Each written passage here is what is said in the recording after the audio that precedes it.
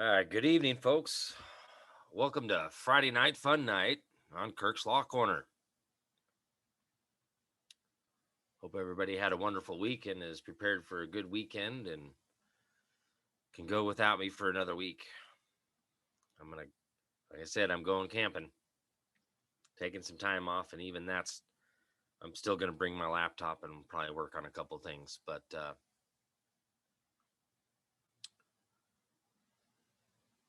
good times, right? Got to take a break. Wait for some people to get on here. Been a rainy day here.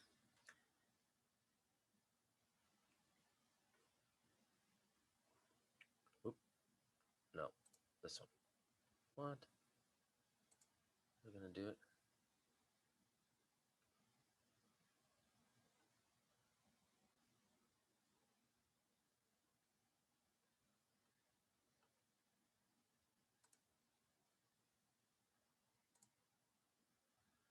So we had a pretty good meeting there Wednesday night, Patreon. Although couldn't get the lighting right, couldn't get the camera right, so no whiteboard for Wednesday night. But I think we had a really good meeting, and hopefully people that were in there learned a little bit about proper format of documents. You know, this is a key thing to know is having our documents in proper form. Because if they're not in proper form, technically speaking, they can be ignored. I know that some will say that pro se litigants are not held to the same high standard as attorneys. Although recently discovered here in Idaho, somewhere in 2020, no less, that the Idaho Supreme Court has said that, oh no, pro se litigants are to be held to the same high standards as attorneys. Really? See how things are changing in some aspect?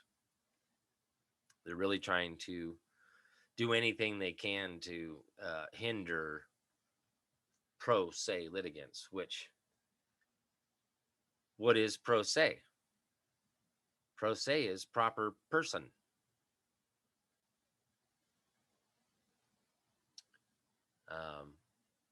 We're not persons.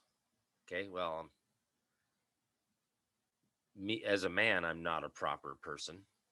But when I act as the owner of Kirk's Law Corner, that's in my proper person, in propria persona. When I act as notary public of the state of Idaho, that's in my proper person. And I've covered this before, going back to the English Bill of Rights, and that's where, one of those little tiny epiphanies come in. It's like, trying to figure out the in propria persona. And it's right in the very beginning of the English Bill of Rights. Talks about their name and the Prince and Princess of Orange in their proper person. There it is. That's what a proper person is when you have a title.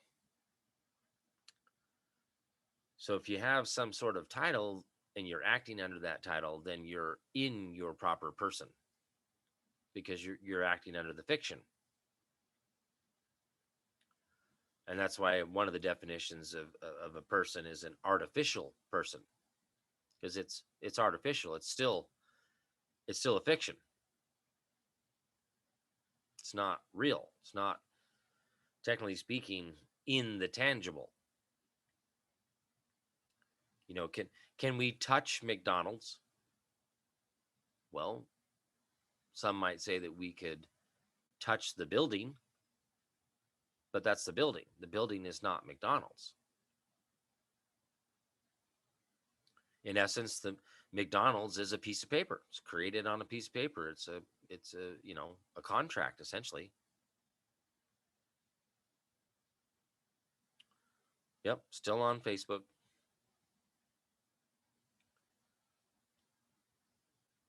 So the thing is this is the intangible versus the tangible. And technically speaking, suits have to be in like kind. You cannot attain parity between the intangible and the tangible, because one does not have to do with the other.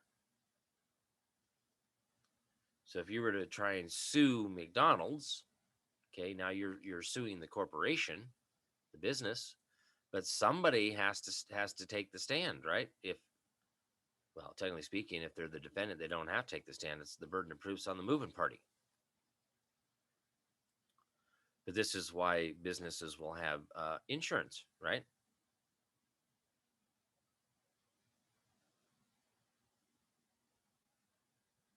For accidents, right, that happen.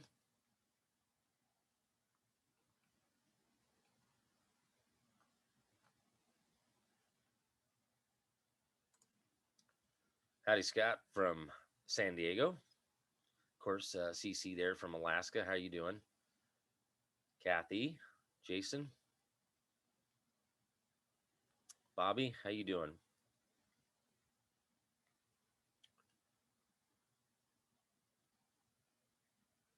Uh-oh.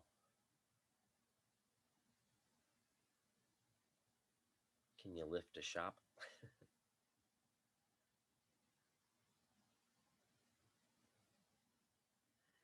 Yep. You know, there's just a huge scheme, scam, and a fraud going on that's much bigger than just the paperwork, right?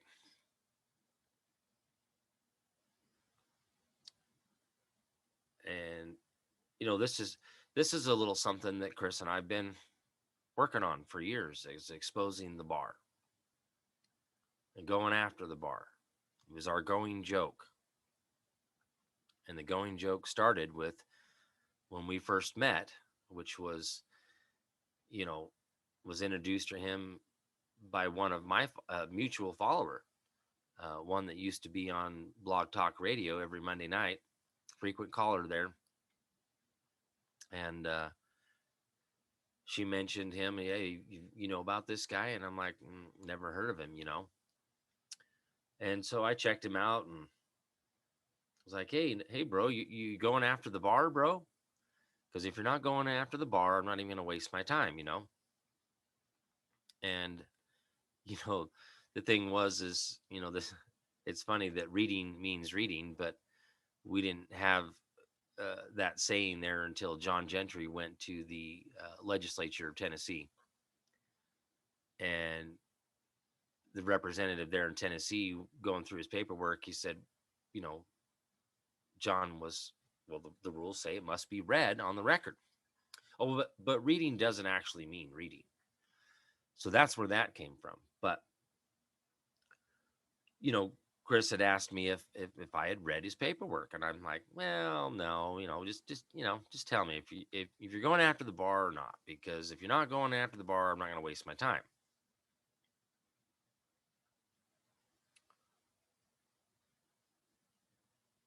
And so I finally just broke down and read it, which I'm going to share this practitioner's judicial report tonight and just do a remembrance of what Chris started here and why him and I came together. And make no mistake, I am going to continue on with what I was doing before I met Chris and what we had set out to do.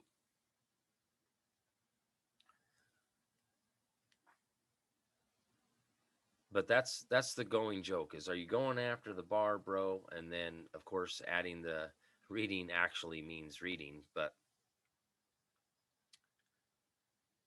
I served this paperwork in a court case that I'm providing assistance of counsel for. And I'm arguing the Sixth Amendment, or Article the Sixth. It's originally Article the Sixth. So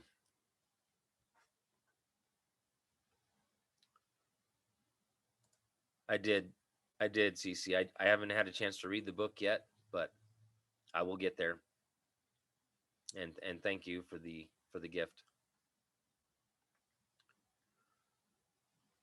I also filed a notice of special appearance, and I filed a judicial notice memorandum of law. And I attached Chris's practitioner's judicial report to that. So this is what I'm going to cover tonight. And it's going to be fun. Now, the recording that I have of our hearing that we had yesterday, for some reason it's horribly bad, and I have a feeling it's something to do with the microphone on the laptop.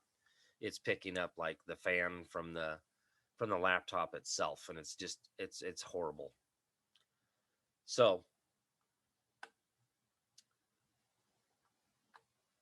with no further ado, let's dive into this paperwork and have a little bit of fun, because the prosecutor, pretty much the judge spoke the whole frickin' time, right? Which was quite odd, because that would be an unauthorized practice of law.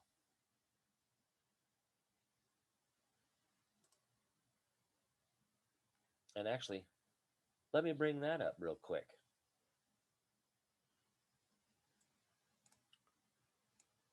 Let's just show the crime that well, I guess, technically speaking, it leads it to it, right?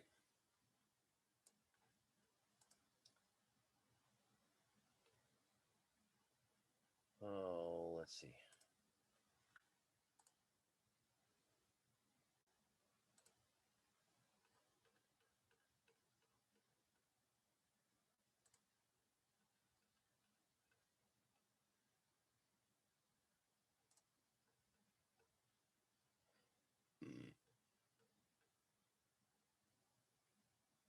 General provisions applicable to courts and judges.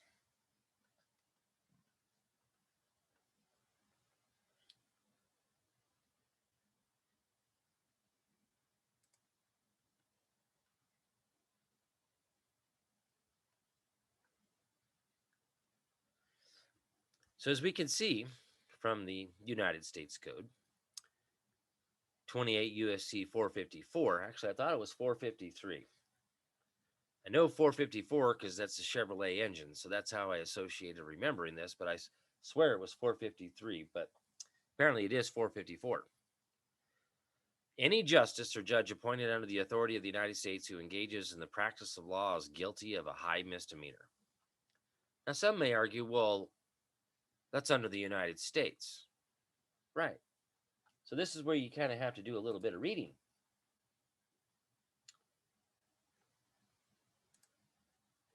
Let's go some definitions here.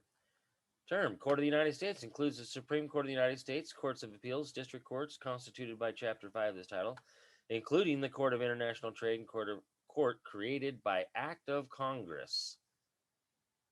And any court created by Act of Congress, the judges of which are entitled to hold office during good behavior. Now, see, here's the thing.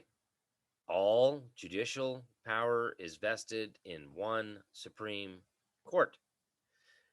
Now, what we're talking about here is an act of Congress.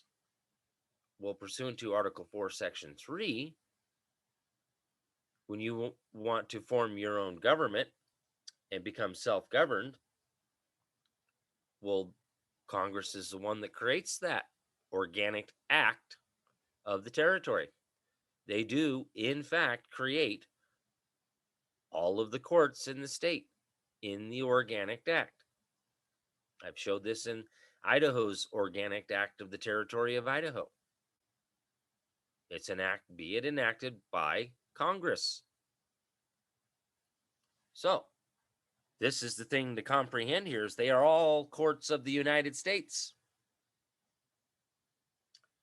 So, he claimed he was a judge, when technically speaking, he should be a justice of the peace. But He spoke for a good half hour, 45 minutes, and he tried to entrap. He tried to gain jurisdiction. He tried all the tricks in the book.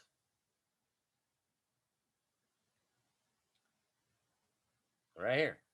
Any justice or judge appointed under the authority of the United States who engages in the practice of law is guilty of a high misdemeanor.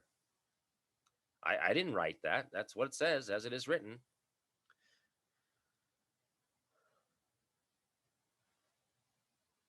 So,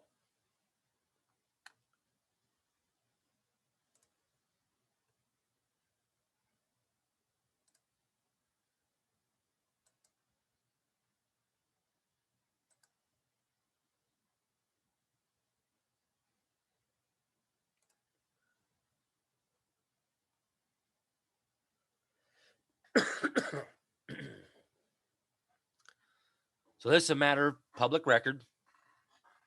It's already been filed and served.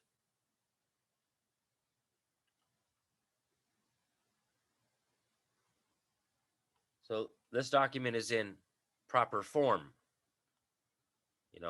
This in Idaho, this is the caption portion of the document.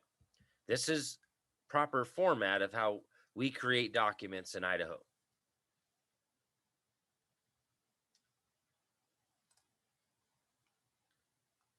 Now, this gets into the body.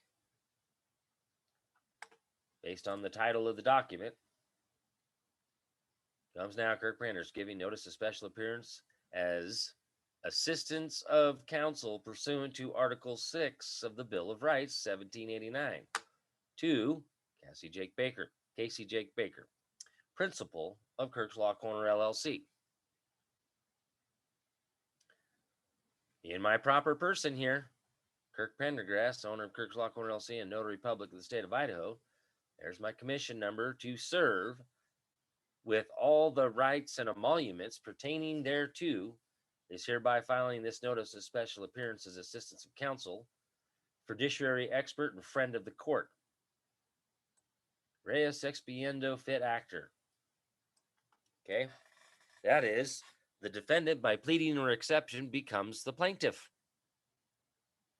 That's one I love to hammer home, because we all need to learn how to become the plaintiff. Now, this is part of the stuff that we had in my original notice of appearance, special appearance in Timothy's case. So I just redid this particular notice of special appearance, but I had to take some things out because essentially E-clause is not functioning right now. But I, left this part in there because this is important to know about this executive order and what Trump did.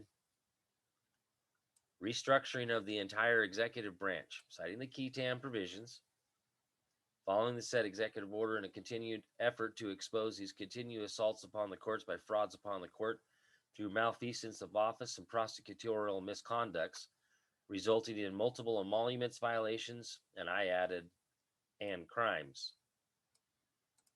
I'm opening the door up to outside of emoluments, all the crimes, not just emoluments. In order for this fiduciary to effectively make his report, we must first define in context and apply the following three terms as viewed by the court under equal protections premise beyond their dictionary definitions as follows. All these Latin stuff here, In order rightly to comprehend a thing, it is necessary first to inquire into the names, for a right knowledge of things depends on their names. This destroys word salad. When we actually look into the name and say, okay, what's the origin of the word? What's this actually mean, right?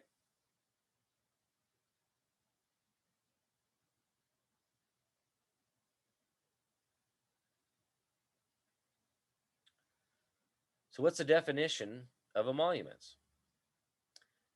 any advantage, profit, or gain received as a result of one's employment or holding of office. Libel, lex punit mendiceum. That's what I said. The law punishes falsehood. What's the definition of libel? A published false statement that is damaging to a person's reputation. A written defamation. Now, slander is verbal. And make no mistake, both of those are criminal. Oh, no, it's just civil. No. Now, let's talk about what a fiduciary duty is here. Here's another maxim of law. Justice is to be denied to no one. A fiduciary duty is a legal duty to act solely in another party's interests. Parties owing this duty are called fiduciaries. The individuals to whom they owe a duty. You know what? I didn't fix my screens here. Might make it a little bit better. I don't know. Maybe not.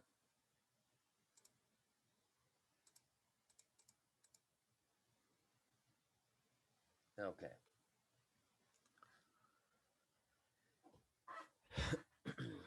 All right. Fiduciaries may not, owing this duty are called fiduciaries. The individuals to whom they owe a duty are called principals. Fiduciaries may not profit from their relationship with their principals unless they have the principals express informed consent. They also have a duty to avoid any conflicts of interest between themselves and their principals, or between their principals and the fiduciaries' other clients. Fiduciary duty is the strictest duty of care recognized by the U.S. legal system. Now, we adopted the preamble to the Constitution of the United States of America as the corporate mission statement.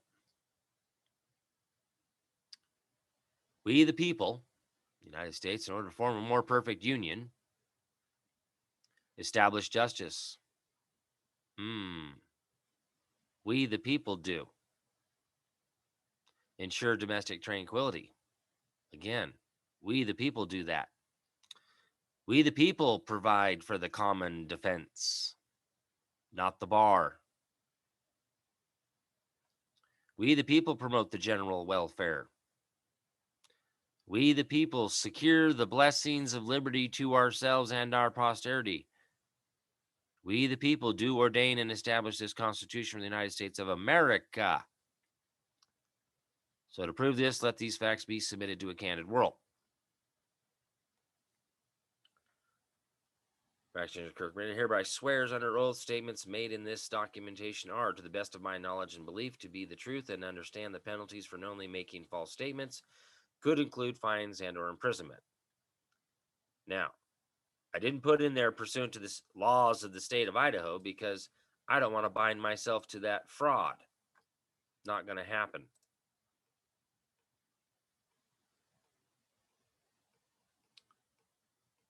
There you have that document. So essentially what that does is it puts them on notice that I am, in fact, the assistant counsel for Casey Baker.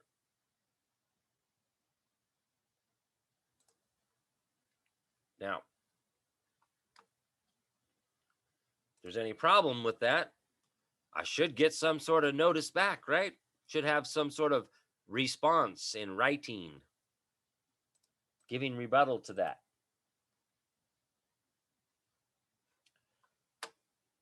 Everything's right here.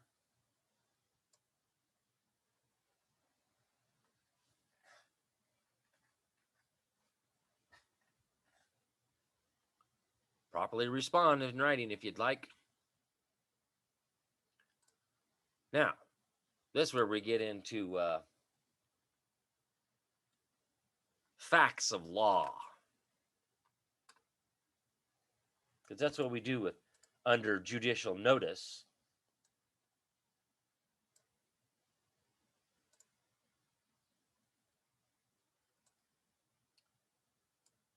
Okay. Comes now, Kirk Printers, in conjunction with the notice of special appearance, hereby put this court on judicial notice of the history of the right to the assistance of counsel and the following facts of law in the form of a memorandum of law. In all, this is Article 6 of the Bill of Rights, 1789. Now, notice I didn't say amendment. That's the de facto corporate document.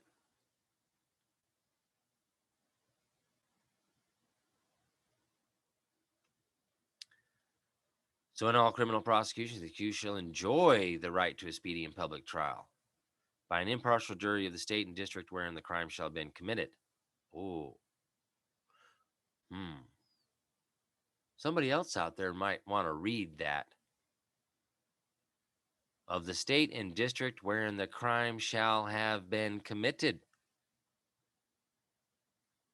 which district shall have been previously ascertained by law, and to be informed of the nature and cause of the accusation, to be confronted with the witnesses against him, to have compulsory process for obtaining witnesses in his favor, and to have the assistance of counsel for his defense.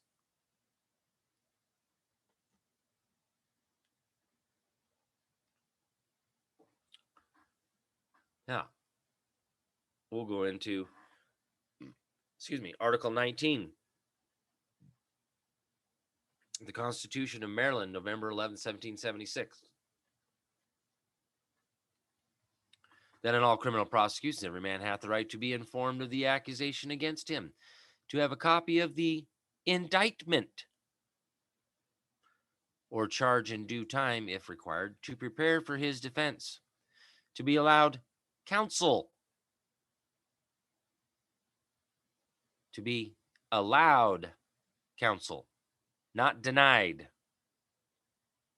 to be confronted with the witness against him, to have process for his witnesses, to examine the witnesses for and against him on oath, and to a speedy trial by an impartial jury without whose unanimous consent he cannot be found guilty.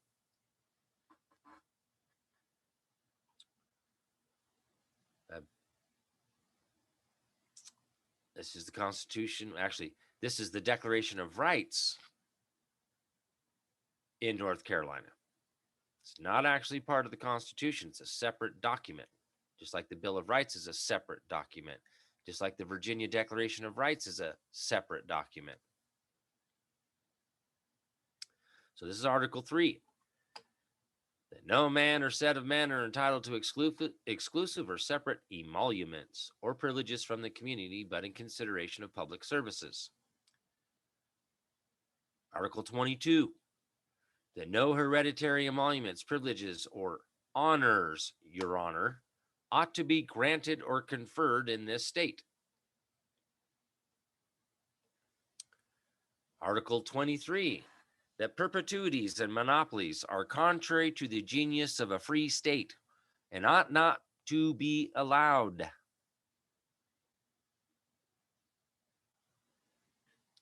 We'll go down here to the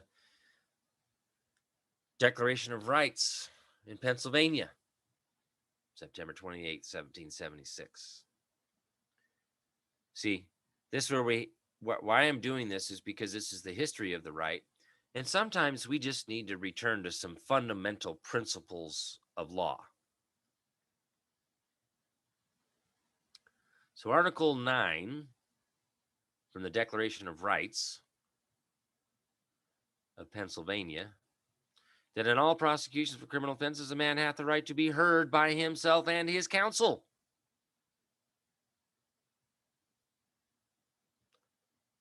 A man hath a right to be heard by himself and his counsel. It's a right retained by the people to demand the cause and nature of his accusation, to be confronted with the witnesses, to call for evidence in his favor, and a speedy public trial by an impartial jury of the country. Whoops, that doesn't say county, it's country. Huh.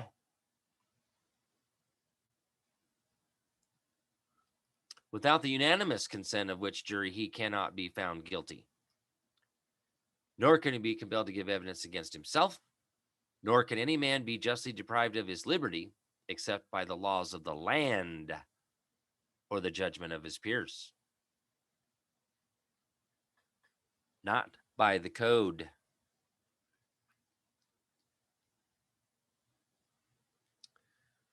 And then, of course, my favorite, Virginia Declaration of Rights, June 12, 1776.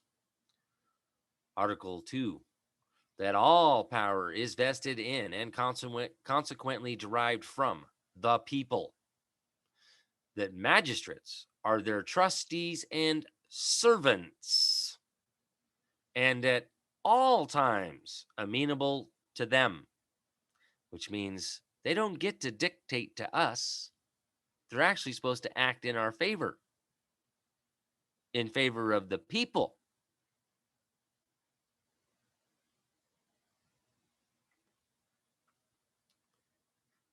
Hi, bye, Mark.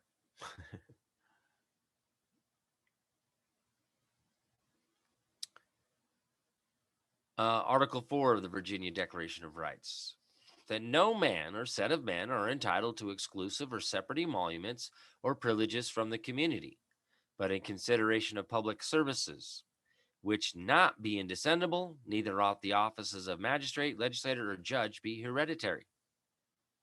Huh. Now, this is the one that I gave judicial notice the first time that I was in there.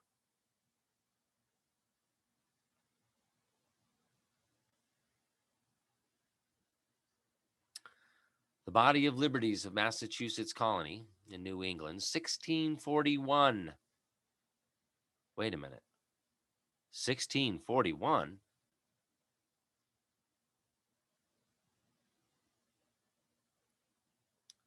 That's how long this right's been around, folks. Every man that findeth himself unfit to plead his own cause in any court shall have liberty to employ any man against whom the court doeth not accept. So it doesn't matter if they want to accept me or not. That's irrelevant. This is a right retained by the people. And this is the history of that right. And this particular part here is from the Founders Constitution books, Volume 5, which, thank you, Tony Pellegrino, for giving those to me, under the Fifth and Sixth Amendments, talking about the Fifth and Sixth Amendment, or Article 5 and 6 of the Bill of Rights.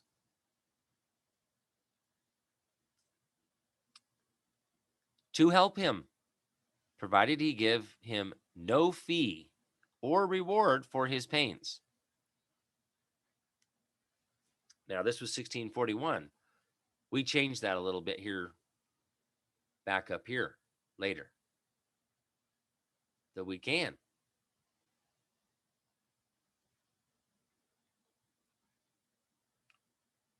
But this is where it starts to get good.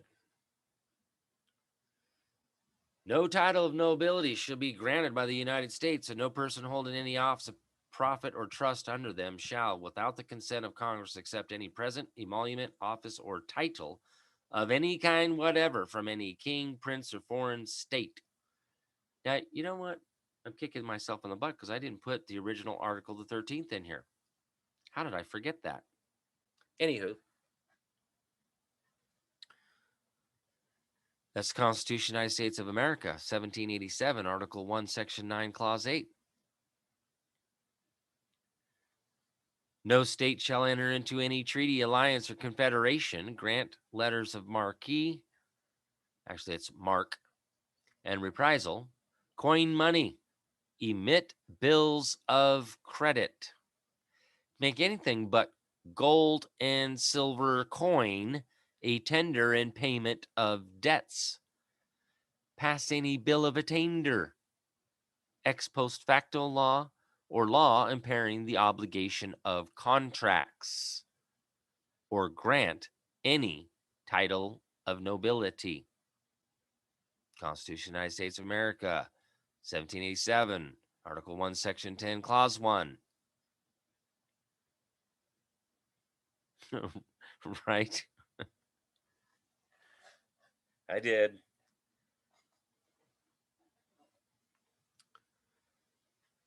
So now let's get into, this is the Commentaries on the Constitution by Joseph Story. This will be section 682, subsection 682. The next clause is no title of nobility should be granted by the United States, and no person holding any office of profit trust under them shall, without the consent of Congress, accept any present emolument, office, or title of any kind whatever from any king, prince, or foreign state.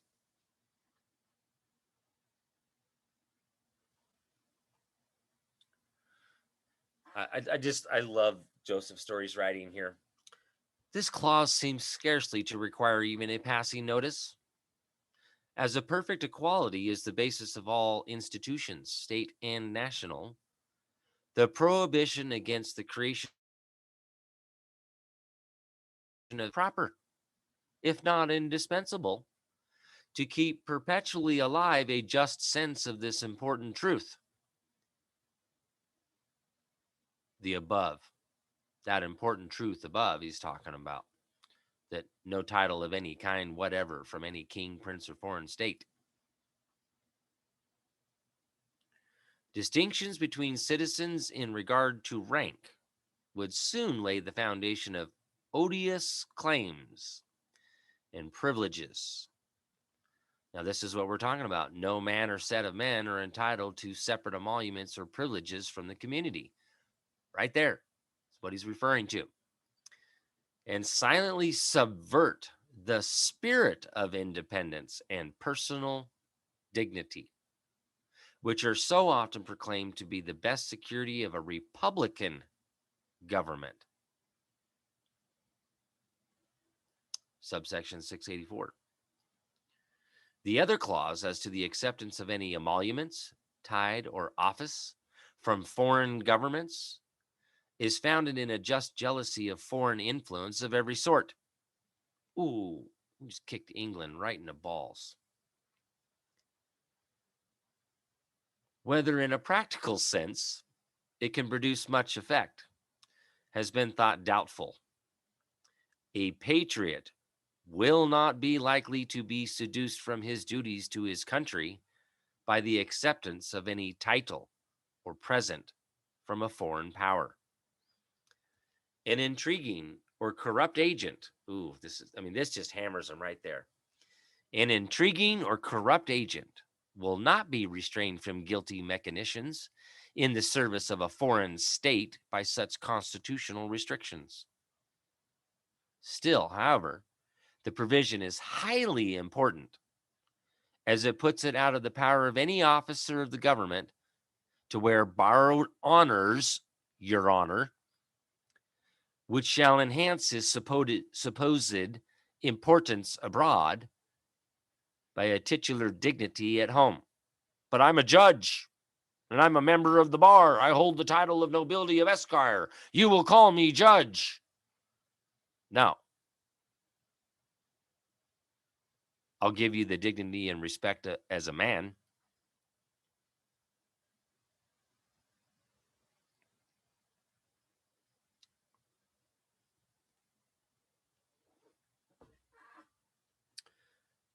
So that was from the Commentaries on the Constitution by Joseph Story, Book 3, Chapter 32, Powers of Congress, Nobility, Section 682 through 684, pages 487 through 488.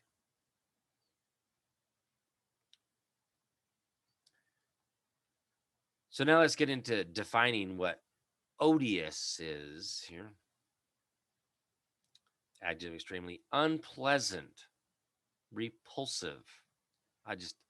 I love this. And it's right here. There's my most favorite one out of all this. Informal skanky.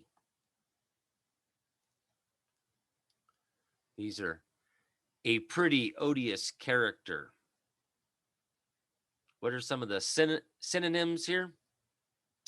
It's revolting, it's repulsive, it's repellent, it's repugnant, it's disgusting, offensive, objectionable, vile, foul, abhorrent, loathsome, nauseating, nauseous, sickening, hateful, detestable, exacerbable, abominable, monstrous, appalling, reprehensible, deplorable, ooh, insufferable, intolerable, unacceptable, despicable, contemptible, beyond the pale, unspeakable, poisonous, noxious, obscene, base, hideous, grisly, gruesome, horrendous, heinous, atrocious, awful, terrible, dreadful, frightful, obnoxious, unsavory, unpalatable, unpleasant, disagreeable, nasty, distasteful, dislikable, off-putting, displeasing, informal, ghastly, horrible, horrid, gross, putrid, sick-making, yucky, god-awful, informal, beastly, informal, bogging, informal, skanky.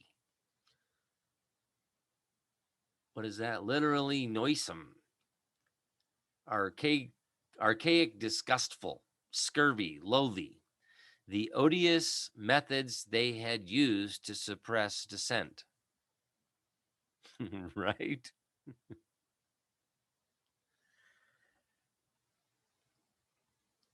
Now, Beauvoir, their dictionary from 1856, Esquire, a title applied by courtesy to officers of almost every description, to members of the bar and others. No one is entitled to it by law, and therefore it confers no distinction in law.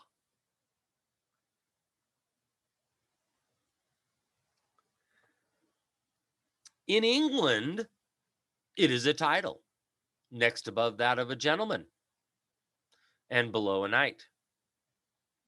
Camden reckons up 4 kinds of esquires, particularly regarding by the heralds. 1, the eldest sons of knights and the eldest sons in perpetual succession, blah, blah, blah, blah. What the one we really want to look at here,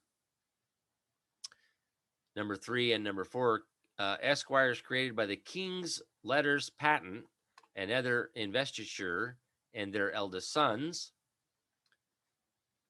Esquire, number 4, esquires by virtue of their office and justices of the peace and others who bear any office of trust under the crown.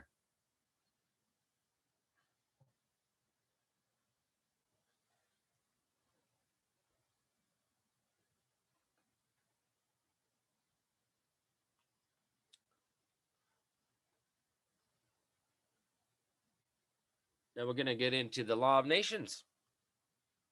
A couple of my favorite ones to cite. Book 1, Chapter 3, subsection 30. Nations in themselves, of the support of the Constitution and obedience to the laws. The Constitution and laws of a state are the basis of public tranquility. Oh, is that what we're talking about? Establish tranquility? Or ensure what is it? Ensure tranquility, right?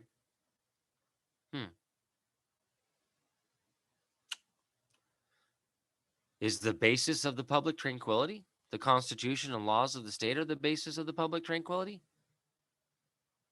The firmest support of political authority and a security for the liberty of the citizens. But this Constitution is a vain phantom, and the best laws are useless if they are not religiously observed. The nation ought to then to watch very attentively in order to render them equally respected by those who govern and by the people destined to obey.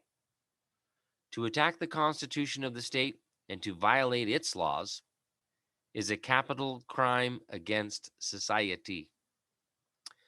And if those guilty of it are invested with authority, they add to this crime a perfidious abuse of the power with which they are entrusted. The nation ought constantly to repress them with its utmost vigor and vigilance, as the importance of the case requires. It is very uncommon to see the laws and constitution of the state openly and boldly opposed. Yeah, we call that domestic violence. internal insurrection, an attempt to overthrow the Constitution and the laws of the state that we're talking about, is the Declaration of Rights.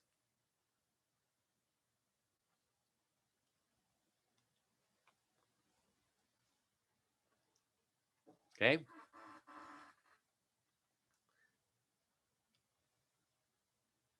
Let's see. It is against silent and gradual attacks that a nation ought to be particularly on its guard. Sudden revolutions strike the imaginations of men. They are detailed in history. Their secret springs are developed. But we overlook the changes that incessantly happen by a long train of steps that are but slightly marked. How about that long train of usurpations of power? It would be rendering nations an important service to shew from history how many states have thus entirely changed their nature and lost their original constitution. This would awaken the attention of mankind, one would think. I've been trying to do it for, I don't know, 5, 6, almost, 6, almost 7 years. Impressed thenceforward with this excellent maxim, no less essential in politics than in morals. That's that principus obsta. They would no longer shut their eyes against innovations, which, though inconsiderable in themselves, may serve as steps to mount to higher and more pernicious enterprises.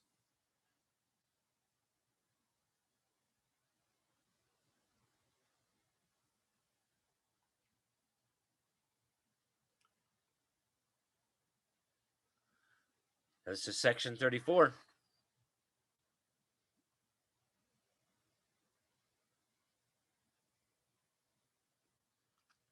Of the legislative power and whether it can change the Constitution.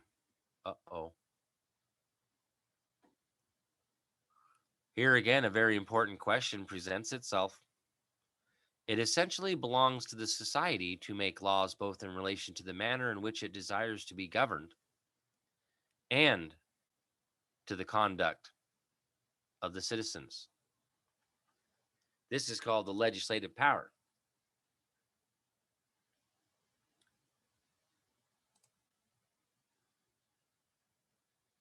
Let's see if this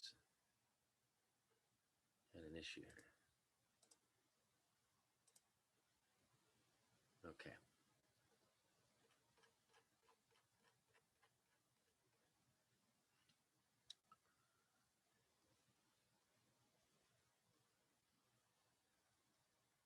The nation may entrust the exercise of it to the prince or to an assembly, or to that assembly and the prince jointly, who have then a right to make new laws and repeal old ones. Okay. Now, remember, this is before our form of government was created.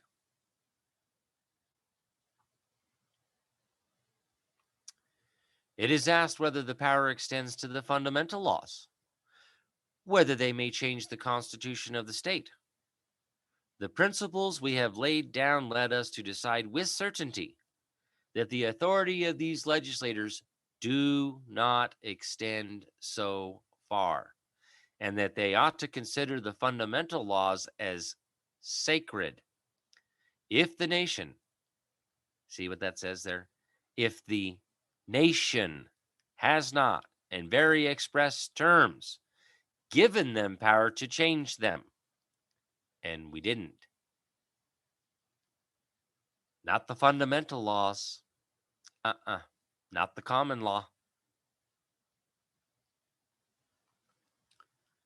For the Constitution, the state ought to possess stability, and since that was first established by the nation, which afterwards entrusted certain persons with the legislative power, the fundamental laws are accepted from their commission. Yeah, they're off limits. And that right here where it gets into this. Come on.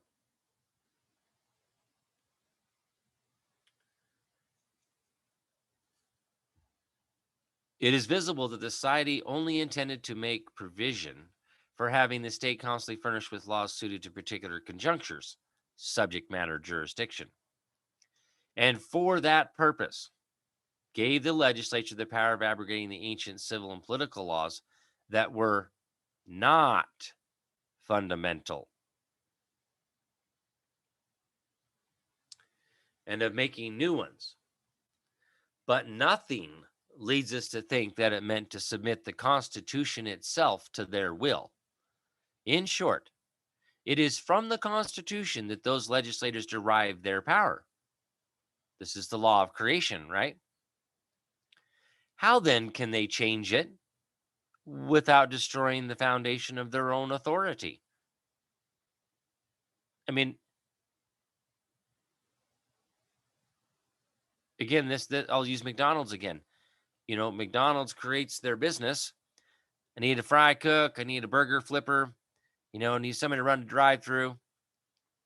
Okay. I think it would be a strange anomaly for the servant to dictate to their boss. Now, would it? Wouldn't that be a strange anomaly here? Because what does he say here? Without destroying the foundation of their own authority. How then can they change it without destroying the foundation of their own authority? By the fundamental laws of England, the two houses of Parliament, in concert with the king, exercise legislative power. But if the two houses should resolve to suppress themselves and to invest the king with full and absolute authority, certainly the nation would not suffer it. But see, we put that in our constitutions. Separation of powers. No branch of government can exercise powers that properly belong to another.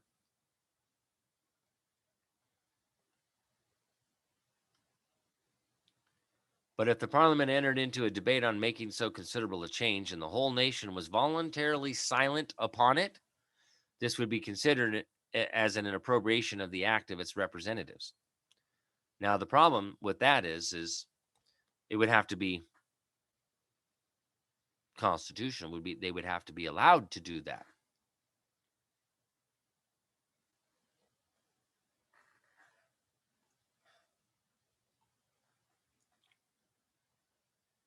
Okay, so now we're moving on to point number 12. Constitution is usually a declaration of principles of the fundamental law. Whoa, whoa, whoa. It's a declaration of principles of the fundamental law. So principles are like the plus sign, the minus sign, the multiplication sign, the division sign. Those are principles of mathematics that no man can change. I don't care how smart you think you are. You cannot alter or change the fundamental principles of mathematics that dictate the correct answer every time, regardless of your feelings. So that's what we're talking about here. It's a declaration of fundamental principles, the fundamental law. Many of its provisions being only commands to the legislature to enact laws to carry out the purposes of the framers of the Constitution, or mere restrictions upon the power of the legislature to pass laws. However, it is entirely within the power of those who establish and adopt the Constitution to make any of its provisions self-executing, that is, operative, without any necessity for further legislation. It says what it says as it is written.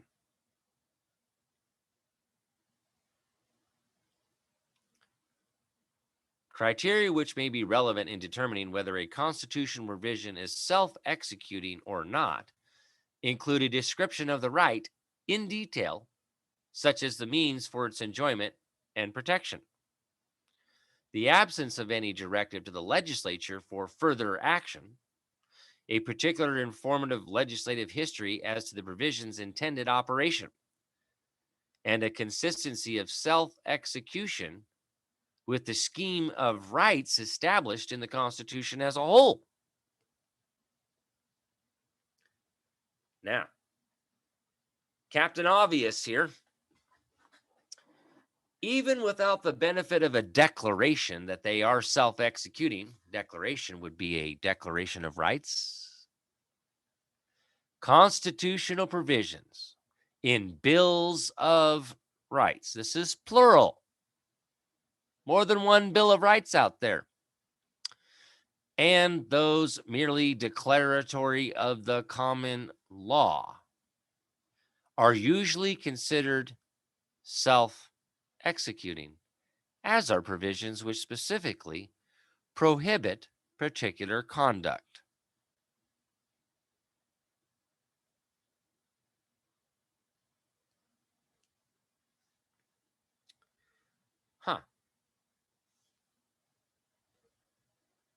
So, again, even without the benefit of a declaration that they are self-executing, constitutional provisions in bills of rights and those merely declaratory of the common law are usually considered self-executing.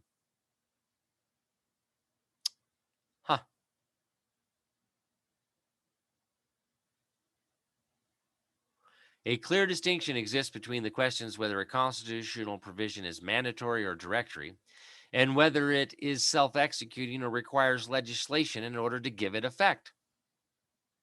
A provision may be mandatory without being self-executing, and a provision may be self-executing even though it contains some mandatory language. Volume 16, American Jurisprudence, Constitutional Law, subsection 100, August 2017 update. One of my all-time favorites that I cite. And I cite that particular part right there. Constitution provisions and bills of rights and those merely declaratory of the common law. Which means the common law is always there. Bills of rights are just merely declaratory of them. It's already the law. So this is why we have to know what our rights are. Because not all of them are written down for us in the Bill of Rights or a Bill of Rights. So I threw in a few maxims of the law here. A workman is worthy of his hire. All men are created equal under the law. What I cannot do in my person, I cannot do through the agency of another. What a man does in his defense is to be considered legal. Then I said, please see attached practitioner's judicial report prepared by Christopher Edward Hallett. And this is where we get into some good old times. Because this, in fact, was filed right there in the United States Congress. 115th Congress of the United States of America.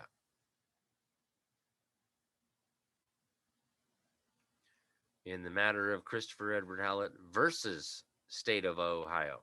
Not the other way around.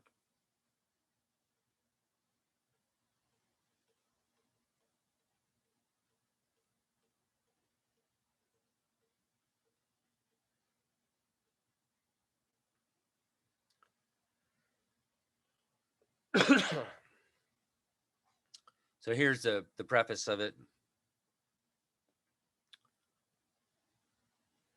Following reporter is presented for review in good faith as a friend of the court under license number, blah, blah, blah, as a fiduciary practitioner consisting of 9,301 words and 39 pages.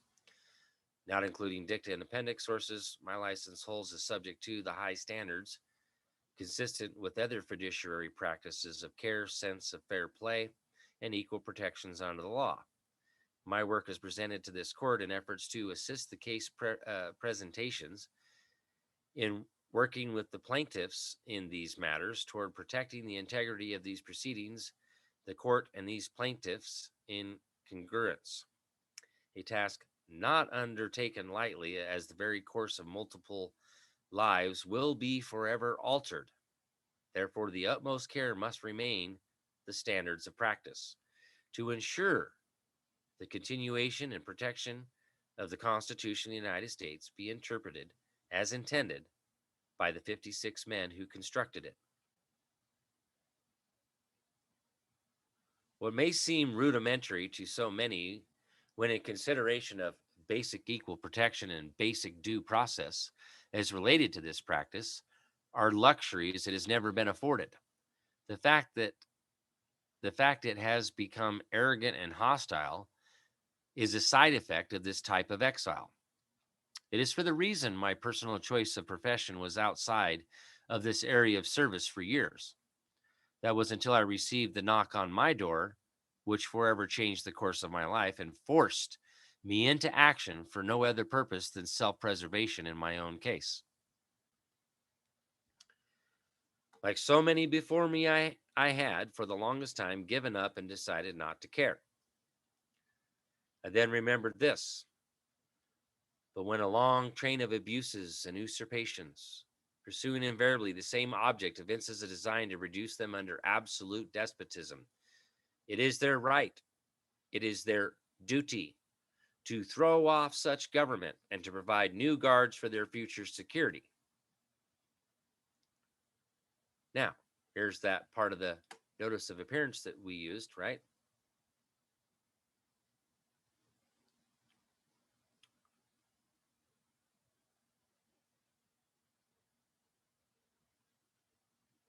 Here's our little table of contents here. Declaration of Independence, got some personal cases in here, cases studied. Good old negative nexus, the Hallett doctrine. That's what I called it.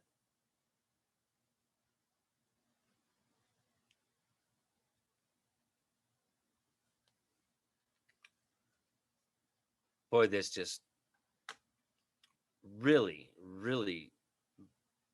it's 38 pages. And then you get into the bulk of it, it's not even that much more, or it's actually less.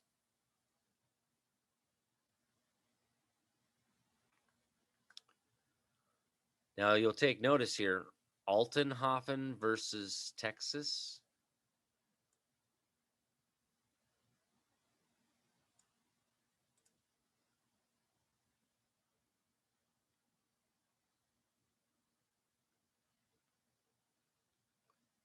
That's the one that, from this report right here and subsequent stuff, that had the entire Magistrate Division of Family Court in Ector County, Texas, abolished.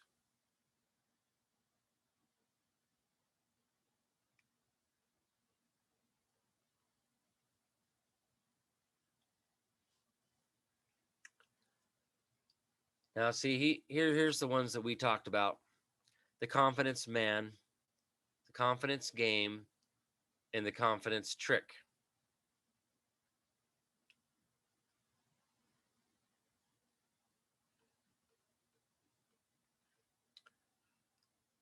First Amendment, the Seventh Amendment, suits at common law.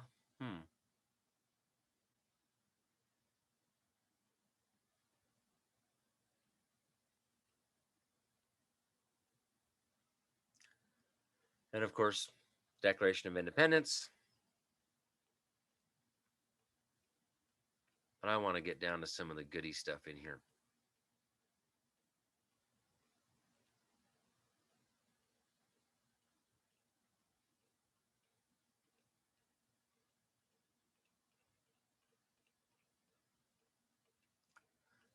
Come on. And there's Brady versus Maryland. It's a good one. Schreier versus Cullen. Of course, Miller versus U.S. Picking versus Pennsylvania. What's some of the other? Oh, of course, Miranda versus Sims v. Aherns. Howlett v. Rose. Schumacher versus Schumacher. That's the one that talks about attempting to hold people to terms and conditions of a contract not held.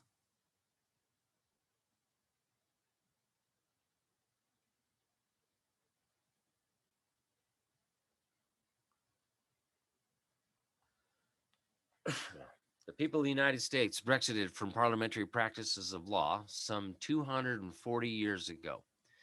Yet we have seemed to come full circle with our judiciary and return to these same practices and suffrages from which the Constitution was written to prevent. It does not matter what the law intends if no one is practicing the law as it is written and intended, or even worse, intentionally misinterpreting the law based on the agenda of the ones who stand to benefit from it. This is what we called social control versus domestic tranquility. Socialism, communism, Islam, Sharia law, third pillar of Islam. Those who cannot remember the mistakes of the past are condemned to repeat it. George Santayana. Quoted from the Declaration of Independence, right? Such has been the patient suffrage of these colonies, and such is now the necessity which constrains them to alter their former systems of government. The history of the present King of Great Britain is a history of repeated injuries and usurpations, all having in direct object the establishment of an absolute tyranny over these states. To prove this, let facts be submitted to a candid world.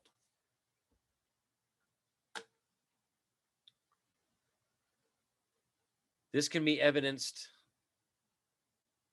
based on my casework in the federal Article 3 courts as it relates to the lower state equity courts.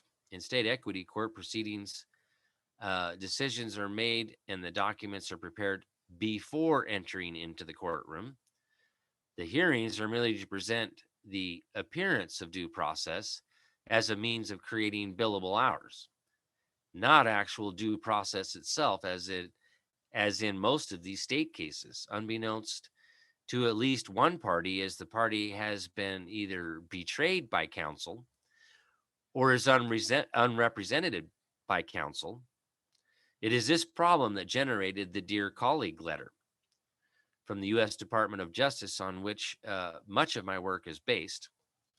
Upon closer review of the cases cited within the letter, I soon came to realize this problem in these lower state equity courts was an epidemic caused by the practices to which I am referring. Confirmation of this can be found at the top of the letter as it reads as follows: U.S. Department of Justice, Civil Rights Division, Office for Access to Justice. When I read the bold underlined office title, I knew I was neither crazy nor was I alone in this situation. I also knew my gut was right about challenging this by calling it what it is: a monopoly. And there is only one organization to get a referral in the event of a problem.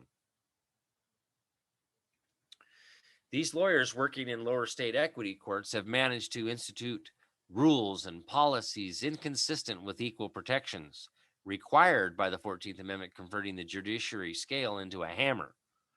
Rules such as misapplications of the state's best interest doctrine, which lawyers use in these equity courts to thumb their noses at the 14th Amendment and the due process clause contained therein, except for the problem is the due process clause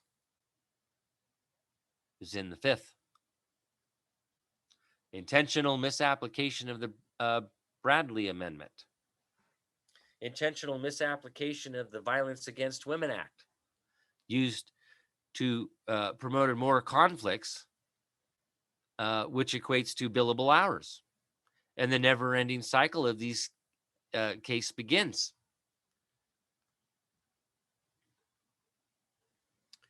The party retaining the ability, financial resources to fight becomes the target. That's not what they do. The lawyers who know and understand the process is constructed in such a manner to paint that party into a corner and bleed every penny possible from that party. In many of these cases, these lawyers are guilty of barratry and treason upon the court. Due to these practices, cited within the Kaczynski Journal, You read of Mitchum v. Foster, Supreme Court, 1972, and Hardwick versus Vreekan brings up multiple similarities into plain view. Hardwick versus Vreekan, that's the any official with an IQ greater than room temperature in Alaska. Those are the conduct at the center of this case violates both state and federal law.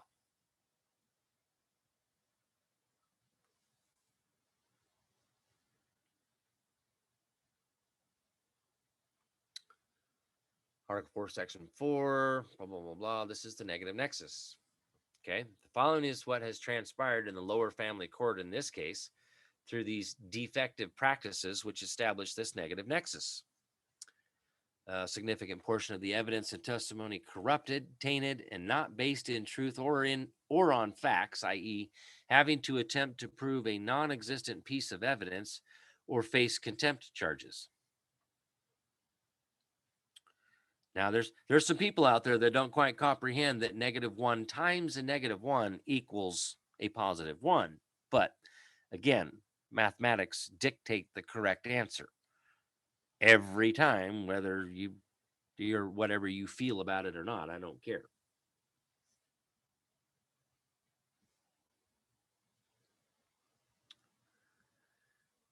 These rules and policies are clearly exploited for the financial gains of the practitioners operating within these proceedings. The U.S. Code calls them unjust enrichments. Black's Law calls them fruits of a crime. The Constitution calls them emoluments.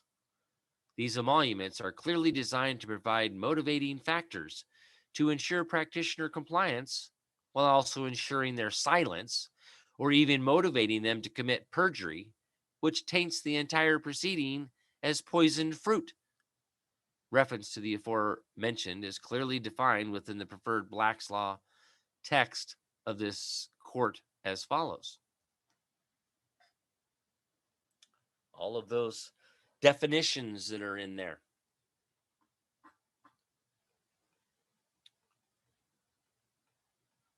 Calling them out as monopolies, the falsus in uno doctrine, false in one thing, false in everything.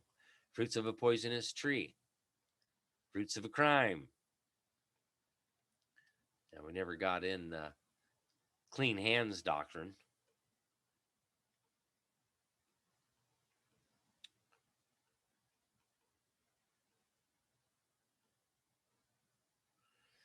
It appears the most perplexing question from the court's vantage point is, how did we regress back to this point, and why are so many judges under siege over the last 30 or so years? I believe the answer rests with the question in context of the current bar monopoly and its obvious hostility to preserve itself at all costs. Without the ability to pose arguments that thwart this type of skillful activity, the integrity of the court and the trust in the court by the people becomes suspect, resulting in the multiple actions against judges you are now seeing within the courts. As stated throughout these proceedings, the necessity to pay due respect to the living law concept, in which the Constitution can be readily available should the need arise, is a hallmark concept on which the United States of America stands. It is also why we, the people, expect and demand professional ethical standards be maintained at all times. When those standards are called into question, it is for the people to decide what those rules should look like. In this case, adding a licensure requirement to the rules of the court, which defines where judicial advocates stand, has become necessary. When advocates' allegiances become suspect based on core concepts of law, this becomes a concern of consequence in and of itself. The relative subject matter of consequence becomes secondary with respect to facts and evidence. There is a reason that legal is only a department in my world of business. I do understand the fact it is all this monopoly does. But when it became self-aware, it was time to pull the plug as mandated by the Declaration of Independence. The current thinking in the in that the only people qualified are monopoly members is ludicrous, even borderline insane. In a limited government, the government does not have the authority to tell me what my rights are per their interpretations. I tell the government what my rights are per my interpretations. The court's job is to oversee due process as I address my jury. To maintain that, I remain respectful and professional at all times. In summation of these cases, the fact that people have been taken down the wrong path is no fault of their own. It is also no fault of the court, and why I continue my work knowing the potential for the monopoly to retaliate against me at any given moment. I am fully aware of the inherent dangers of the whistleblower activities, which leads me to why I choose the following quotation from the cited Yale Law Journal when constructing the estoppel of no confidence document. Confidence men are not crooks in the ordinary sense of the word.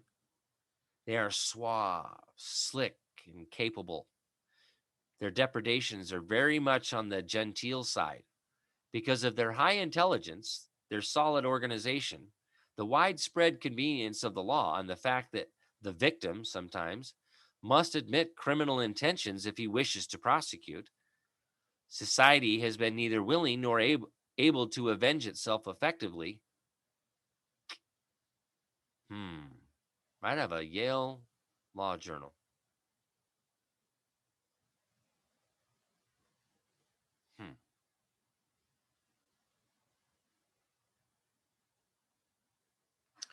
Now that we have established the crime scene, the best, most readily deployable remedy is to alter the lower family courts from an equity court into an Article 3 court subject to constitutional equal protections under the law, preventing continued abuses and usurpations of the Constitution. I also believe this will ultimately give those judges some much needed elbow room to adjudicate clearly and conclusively.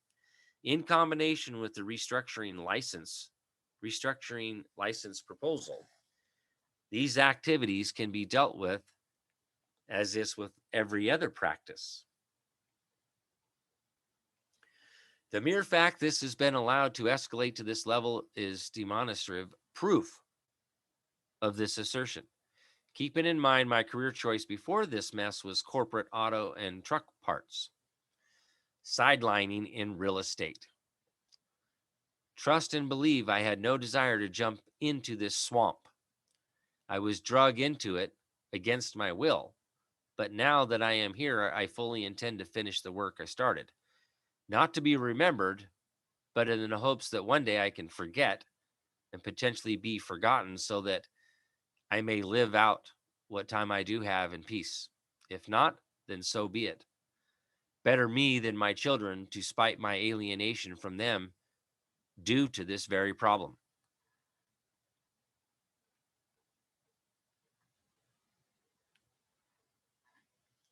In defining what a fiduciary practitioner is, we must first define the job description. To demonstrate to the court the importance of this seemingly rudimentary principle and how it potentially is negatively affected the integrity of the court from a different vantage point. The following definition of fiduciary duty has traditionally been the standard of practice. Imagine that.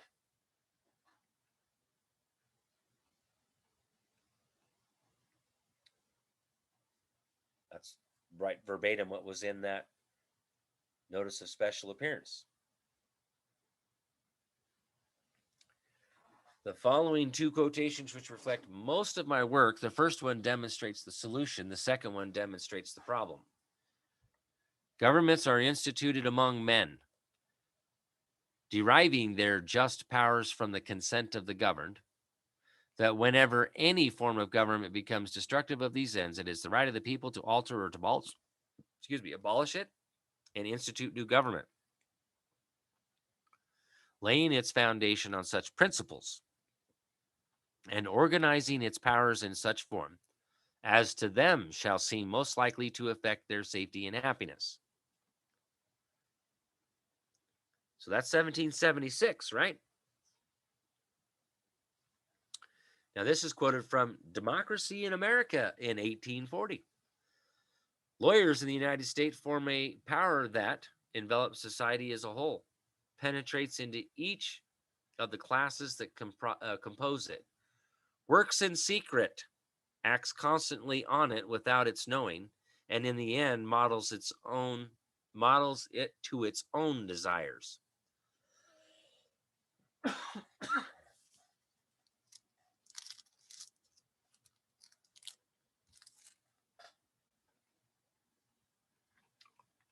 Not even going to try to pronounce that name.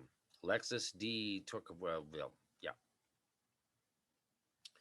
Though the Supreme Court has determined the practice of law cannot be licensed, the time to define the business of law is long overdue. In short, if one chooses to act on behalf of another for profit,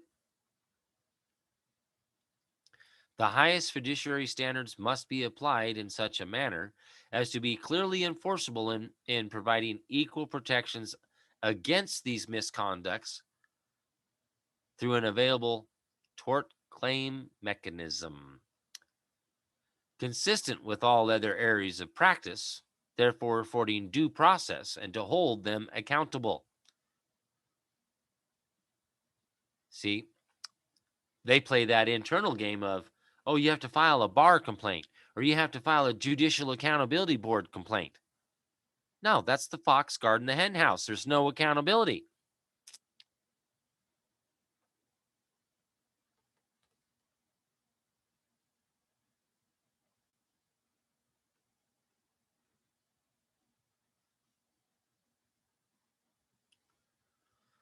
Article 1, Section 9, Clause 8.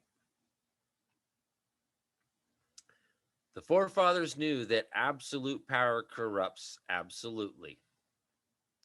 During the construction of the Constitution, and wrote language against the high power European bankers and lawyers of the time period, as its original 13th Amendment reads as follows. If any citizen of the United States shall accept, claim, receive, or retain any title of nobility or honor, or shall, seeing this is the original one that has the error here. There's some missing words there. Office or emolument of any kind, whatever, from any emperor, king, prince, or foreign power. Such person shall cease to be a citizen of the United States and shall be incapable of holding any office of trust or profit under them or either of them.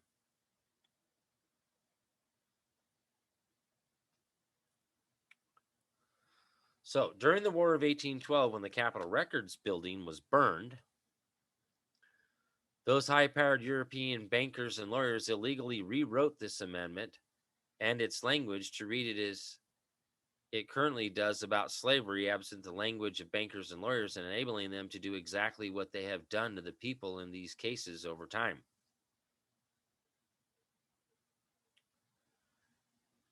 Dating as far back as the beginning, people have remained suspicious of these bankers and lawyers, so this concept is not new.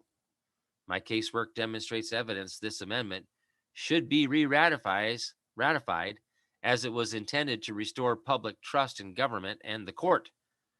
People have always felt strongly that those who articulate law should not be the same as those whom we trust to interpret the law. This current concept, absent that language, negates the true intention of the people governing themselves and allows too much room for corruption, misuse of power, and perversion of public offices against the people, as seen in the following case assessments.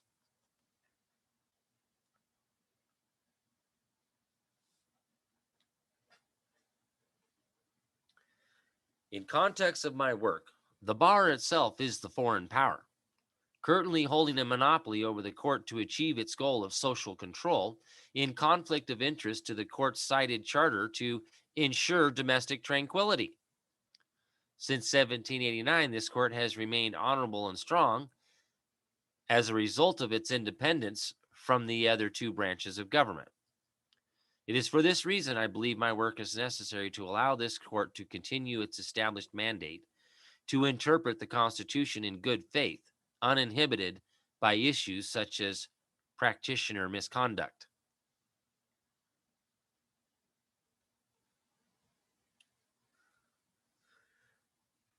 Though these misconducts are rarely discovered in context, countless numbers of Americans have fallen victim to them with no means to seek relief or remedy, as this practice remains undefined by the people.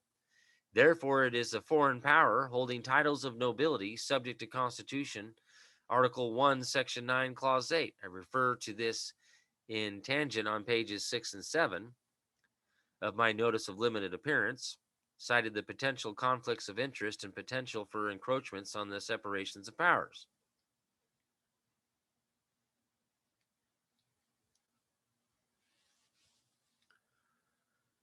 Looking at this from the practitioner's viewpoint, as this practice remains undefined, the inherent risks and benefits become clear. Now he's playing devil's advocate here.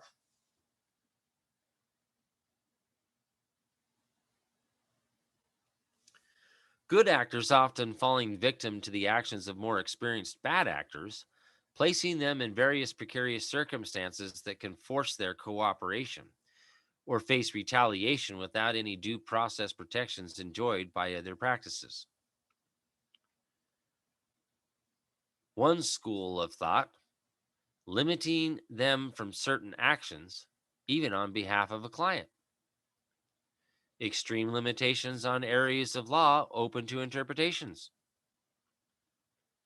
The potential for multiple forms of losses based on items 1, 2, and 3. Yeah. How about we create some of those losses? Not every issue is one of a constitutional question, as much as the potential for need to litigate highly specialized fields unknown by this current monopoly.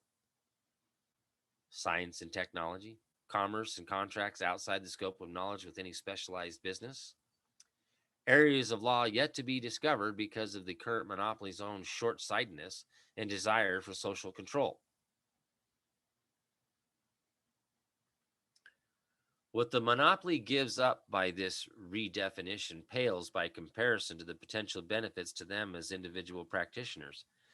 If people and companies have multiple options from which to choose, and the simple assurance the person they are paying for legal services is legally bound to their interests, consistent with every fiduciary practice across the board.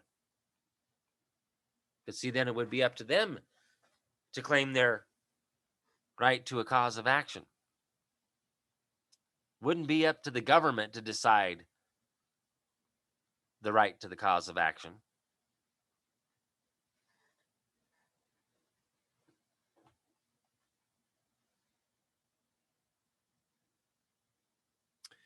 Practitioners also gain a stability in standing by this redefinition. Practitioners will be more in control of their own practices without the bar looking over their shoulders constantly. They can be more mobile outside of the courtroom to network and establish specialties of legal practice, either as a firm or as an individual, without any limitations or encroachments, provided they remain loyal to their clients' interests and follow the rules of the court.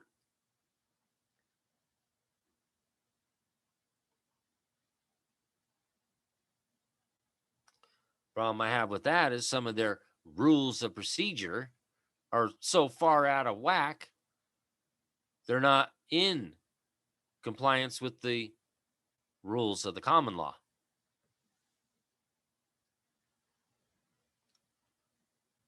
And which is what happened with my study, is finding out, wait a minute, the common law and the rules of the common law should always prevail over any man-made rules of procedure. The task of weeding out the bad actors is monumental one in and of itself. The court's time is a precious commodity that should not be squandered in such a manner. We, the people, are very capable of governing ourselves. This includes devising reasonable yet merciful means to deal with bad actors, as their punishments will be will be commensurate with their crimes.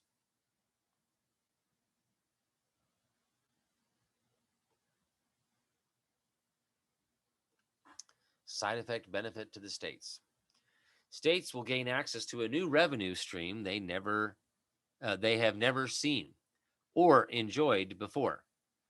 The economics of this I will leave to your interpretations, but history has already provided the answer.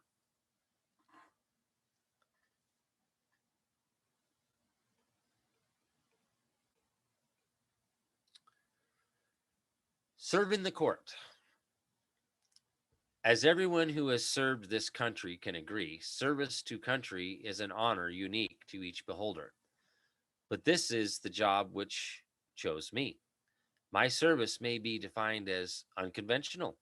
Nevertheless, it is the task for which my service can best be defined, as the times themselves are just as unconventional by comparison to our nation's history. My most frequently asked question is, what does serving the court mean? And why is that so important? Based on my experiences, the fact this question is even asked, let alone it being the most frequently asked, concerns me greatly. My most commonly pondered thought in reference to the answer to this question: why must I be presented in such a negative context, having to defend myself against a government I have sworn an oath to uphold? This is not what the forefathers intended when they attempted to define a government that would promote domestic tranquility.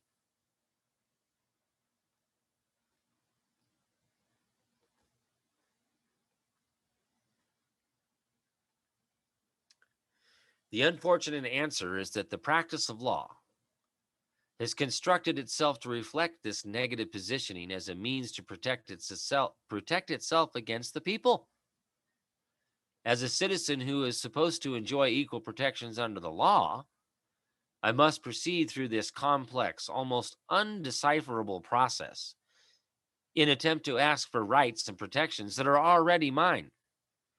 I cannot even wrap my head around that concept, having read and studied the Constitution along with my attempts to apply myself as a friend of the court, not a hostile person, to be treated as I have been for the last 28 years of my life for only doing my best to stay out of trouble and work within the limitations of law. It has turned a simple one case divorce into a multi tier case process, which is completely unreasonable and undecipherable to the average person for the purpose of creating billable hours for themselves, which is fruits of a crime, unjust enrichments, or emoluments. The terms are interchangeable, but the end result is the same. Our courts, by this practice, have reverted back to the system which forces people to pay for their own demise. Not my definition of an honorable practice.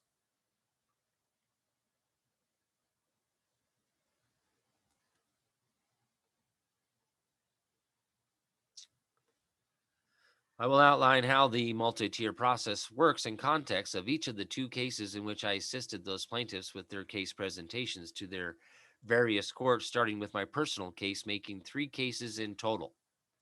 Please take notice of the fact that we are doing our very best in good faith to hold the judges harmless, no matter the circumstances presented. Our premise is simple. We collectively maintain, had the courts been given all of the correct information at the time of those proceedings, the outcomes would have looked very different than they currently do as a result of the defective practices cited within the complaint briefs. Imagine that.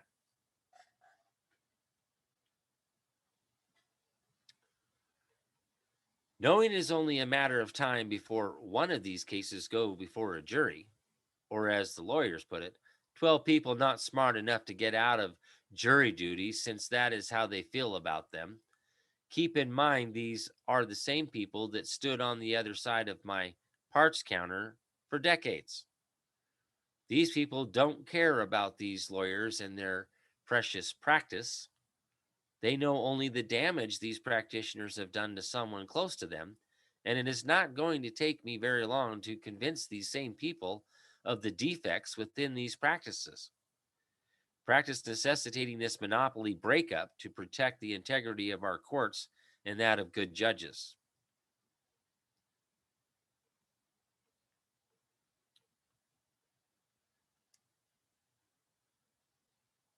So, as you can see, really laying this stuff out, right?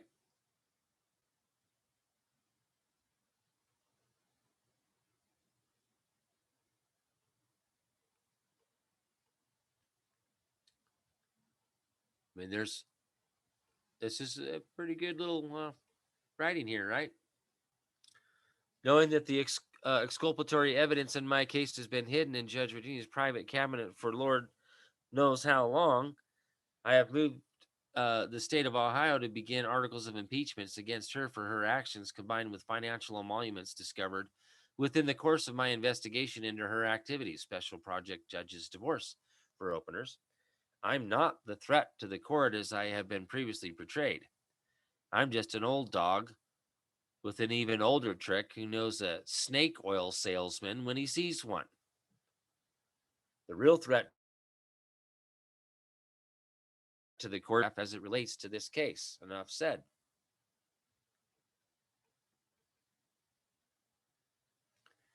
And we got the Altenhofen versus Texas case.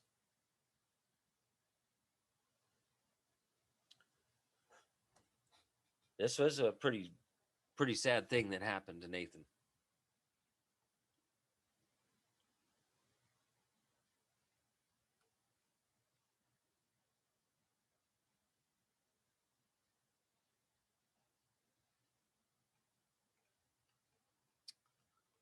The Malmstrom, Utah case. Got her kids back, got her house back.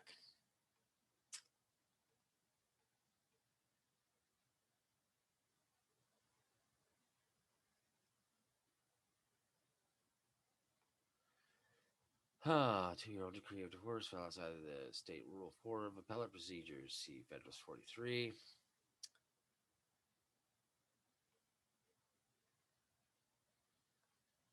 So, in conclusion, here, upon review of the information contained within this report, the three cases cited above, cited cases cited based on my professional assessments as a licensed fiduciary.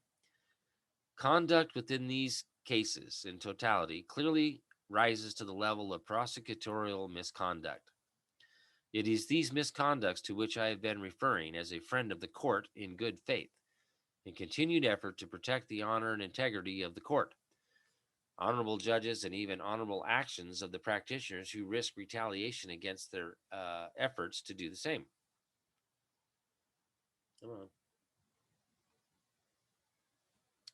This report confirms the findings of the attached judicial accountability report um,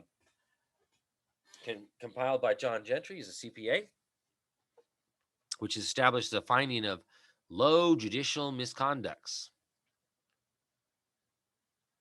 Given the judges the benefit of the doubt and that they are not responsible for the actions within these cases, and the parties litigating pro per or pro se are not responsible for the cited misconducts. There is only one other party left in the room with knowledge to construct such misconducts. The lawyers who repetitively argue, he who represents himself has a fool for a client. I rebut with a quote from my grandmother. If you want a job done right, that's right. Take the time to learn the task properly and do it yourself. He was a successful businessman, taught in a highly respected university, sat on the board of local bank, and died a millionaire. Another one of my favorite quotes he always said was, oh, pardon me, that was grandfather. Why did I say grandmother? The fool and their money will soon be parted.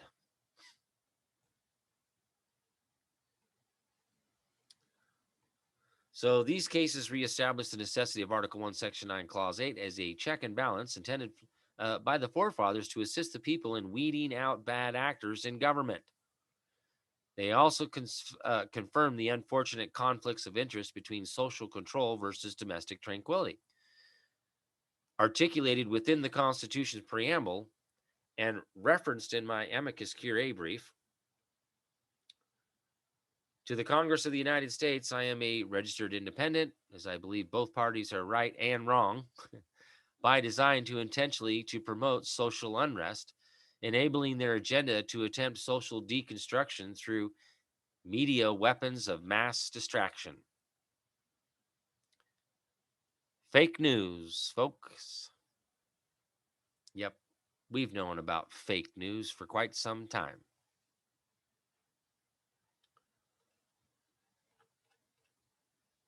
Not very many comments out there on Facebook tonight. What's going on? Or YouTube.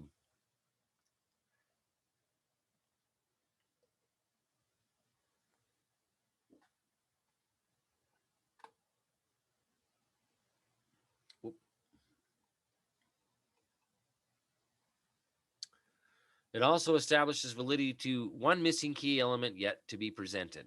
Out of all the crimes that could potentially be committed by anyone, the only punishment articulated. Let me see something here.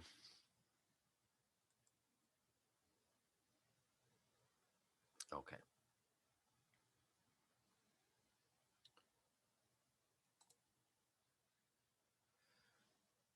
It also establishes validity to one missing key element yet to be presented. Out of all the crimes that could potentially be committed by anyone, the only punishment articulated by the forefathers within the Constitution itself was the punishment for acts of betrayal to the Constitution and to the people of the United States itself. The punishment to which I'm referring is loss of citizenship and or exile. That being said, the burden of deciding whether these acts are consistent with the acts described within the Constitution's original 13th Amendment rise to that level will be left for the requested jury in this case to ponder. This also explains what I meant on page 1 about coming full circle within our courts and returning to the parliamentary practices of law. We declared independence from in 1776.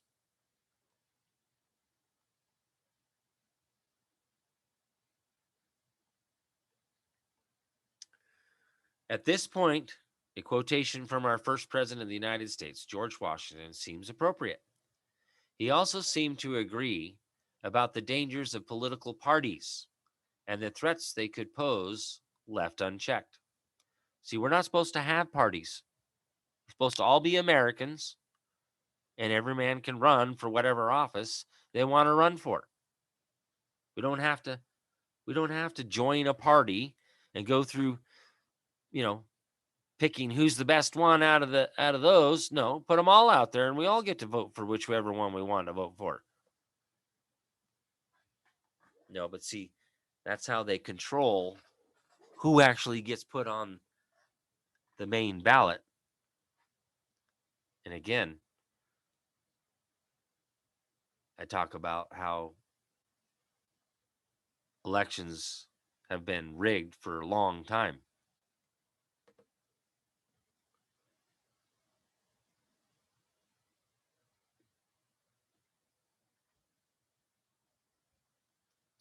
So, by the article establishing the executive department, it is made the duty of the president to recommend to your consideration such measures as he shall judge necessary and expedient.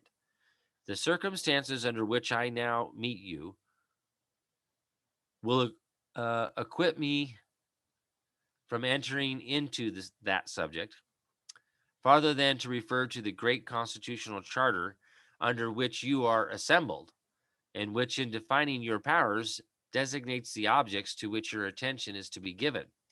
It will be more consistent with these circumstances and far more congenial with the feelings. Situate me? I can't. To substitute in place of a recommendation of particular measures the tribute that is due to the talents, the rectitude, and the patriotism which adorn the characters selected to devise and adopt them.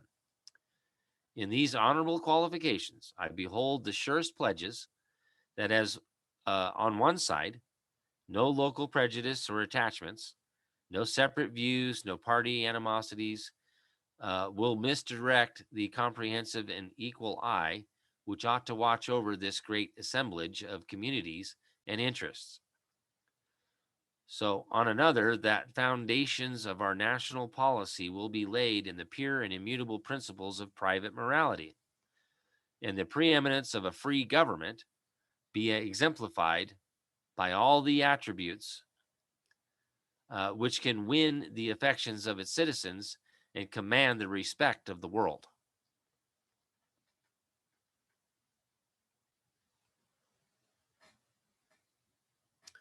It is only with the sense of historical irony, we the people, fighting these cases in state equity courts, boil down to the same problems our forefathers faced in 1776. I can't remember what that one is. Defective parliamentary practice of law for profit. Lex punda mendicam. That is, the law punishes falsehood.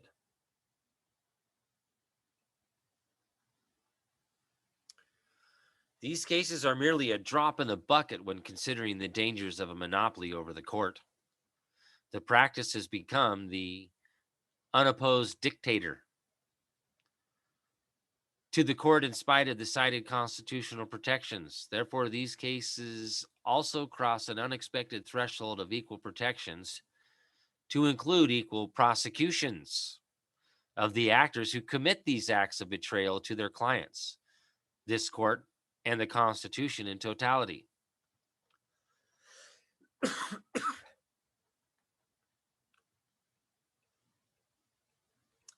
So that's pretty much it.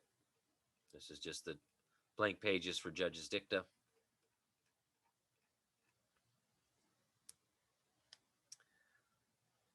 So you going after the bar, bro? I think so.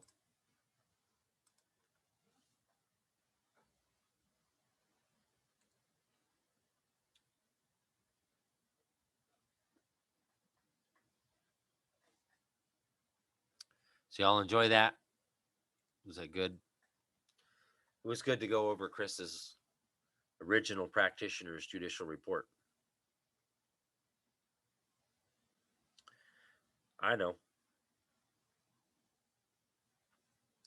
I know Chris wanted to believe, and I do to a point, that there are some good judges out there. There are some good men out there.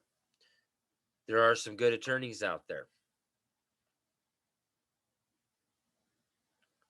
But the problem is the practice, what they're practicing, how they practice, and what they practice.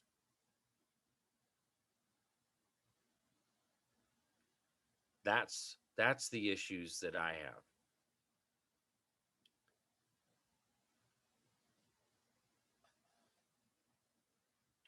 And in some of my recent discoveries about the code, one, the code is not the law. We knew that, right? But come to find out, these courts are all enumerated out of 1881. Really?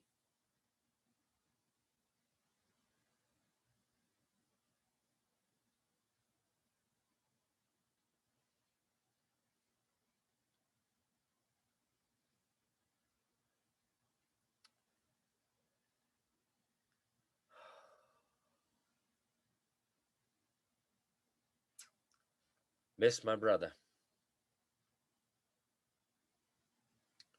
You know how hard it was to find one other man out there that had some of the same knowledge that I had, that was already on that path?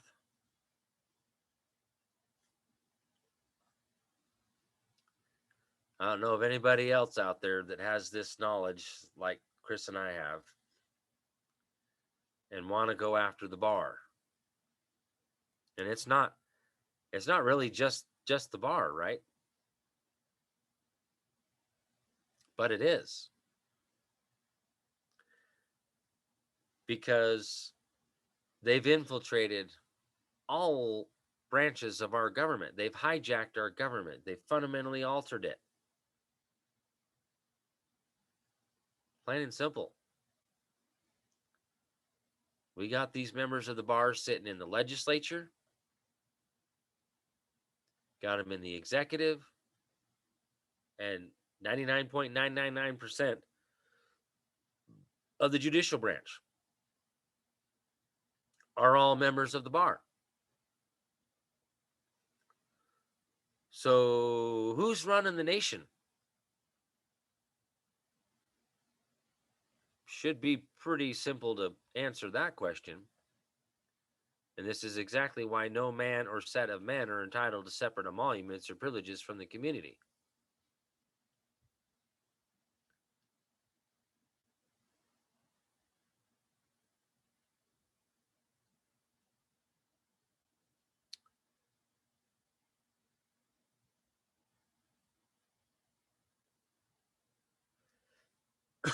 Oh, I filed this before for the hearing.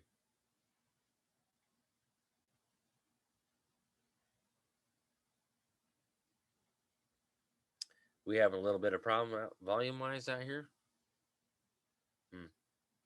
Seems like it's all right over here.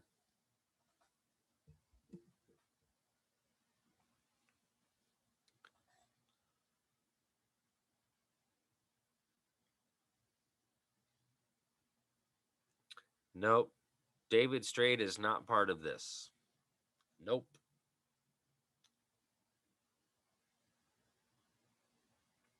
This is essentially Chris and I. You know, we worked on this stuff for 4 years together, 3.5 years together. And Chris told me many times, because I asked him, I'm like, okay, so we got anybody else that, you know, that's out there doing this? And he's like, I'll be honest, bro, there isn't anybody else out there that gets this. There's nobody out there competent enough.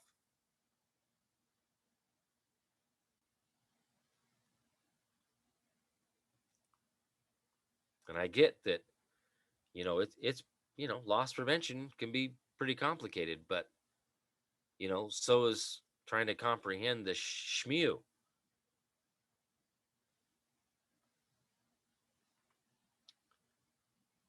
History. Gotta know the history.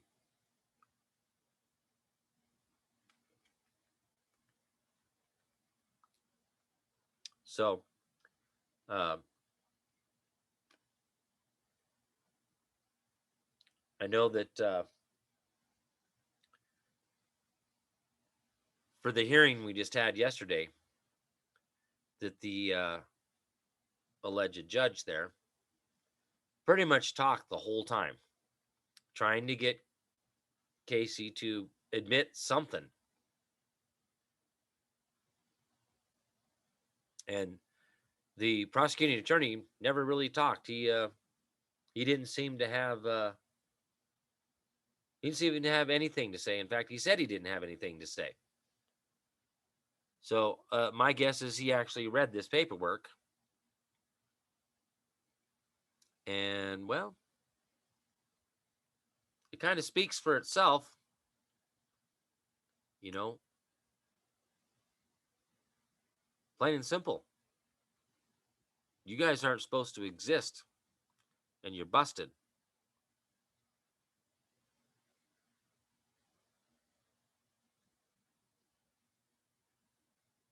So I found it quite odd that the alleged judge spoke the whole time, because, again, that's practicing law from the bench.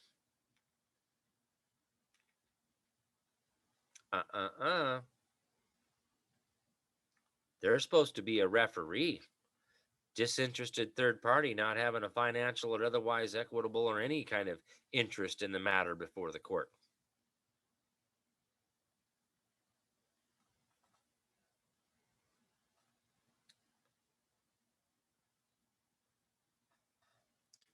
I'll make it very clear. I'm not attempting to represent any man. It is called the assistance of counsel. That is the proper diction, not anything else. Not trying to represent anybody. So, right?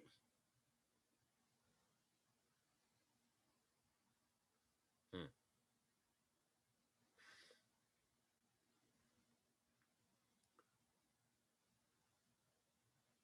But technically speaking, they're not really going to have a choice.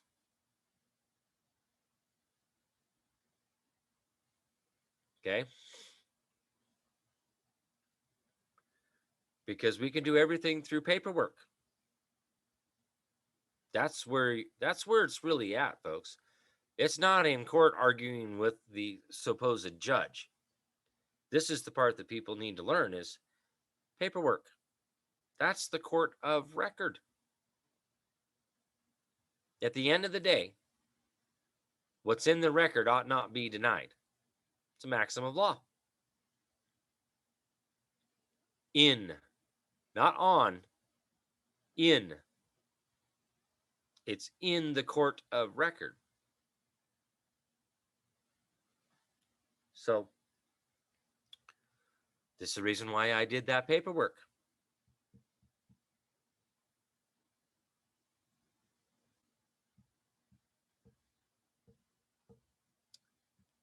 Oh, no. See, that's the misconception. Oh, I heard the judge shut you down. No, I said what I needed to say the last time. And this time I put it in writing and served it. I don't need to say anything else. The evidence is their actions. At this particular point, I'm conducting the audit. And any man who deprives those rights, well, that's a criminal complaint and a warrant for their arrest. You got to be smarter than the average bear. Okay? I'm not going to sit there and fight with him and argue with him. I'll let him dig his own hole.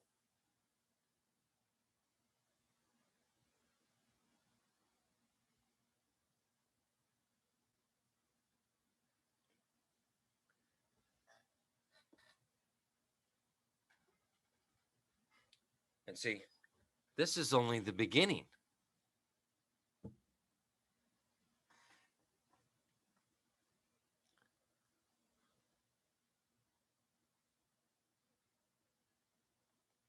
Oh, I see. No, you see, silence is acquiescence, right? We all know that. So when they fail to respond, that's a win. He who leaves the battlefield first loses. And again, these are those dipshit trolls out there that just don't get it. Okay? We're dealing with corruption. We all know this. Well, except for them, they don't think that they're corrupt. So, but their days are coming. And I know it.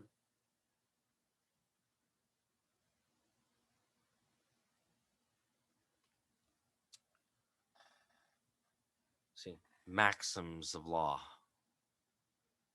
Most powerful parts of the rule of law.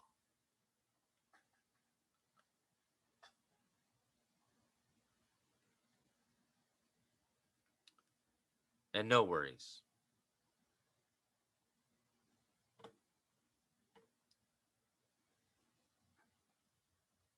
You know, it's funny, I've been doing this kind of stuff for how many years now? And I still just haven't been arrested or anything for unauthorized practice of law. I just don't get it. Just like I have these 2 fraudulent warrants for my arrest and go into the sheriff's office and they refuse to execute the warrants. I'm 100 feet from the door that takes you into the jail inside the building. Why won't they execute the warrants?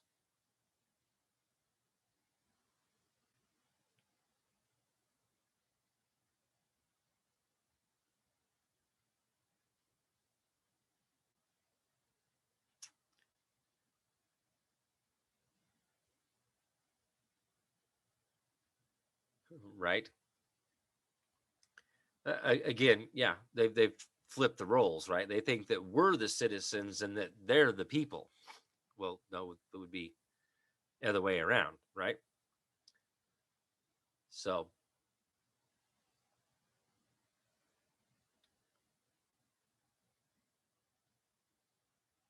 yep. All right, folks. So just remember, I'm headed out of town this next week. I'm actually going to try to do some relaxing, hang out with my mom. Who knows? Play some cards, play some games, relax, go drown some worms. But so nothing. No, no Monday, no Wednesday, no Friday. And then of course Memorial Weekend. I'm going to catch up with my brother and go hang out with him. So, uh, well, I might be back Sunday. So we'll see. We'll see Monday if I'm back and feeling up to Monday night.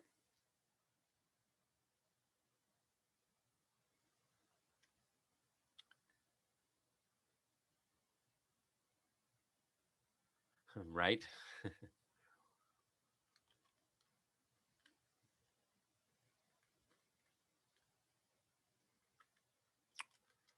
So I want to thank all of the supporters out there. Thank you all for following, the likes, the follows, the shares, the thumbs up, the subscriptions over on YouTube. Thank you out there that is supporting through Patreon. And if you're not on Patreon yet and you want to get over there for the Wednesday night workshops, good stuff. And let's see, for those of you who like to help support here, you can send over to the office at 6477 West Fairview Avenue, Boise, Idaho, Suite C, Boise, Idaho, 83704. And that's, no more digital stuff as of right now. So PayPal and Cash App have shut me down, just like they do a lot of the patriots out here that spread the truth. Can't handle the people telling the truth. So, right? They won't execute the warrants because they know it'll expose the fraud. Exactly.